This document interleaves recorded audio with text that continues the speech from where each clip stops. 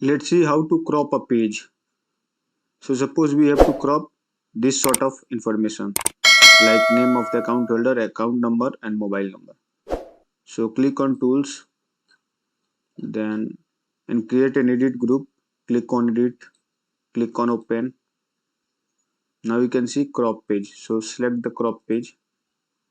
Now you can see, now you have to select the information that we want to crop. So select the information. Now double click. A window box will appear and you can click OK simply. You can see this information has been cropped. Now you can save this information. So in this way you can crop any information using edit tools.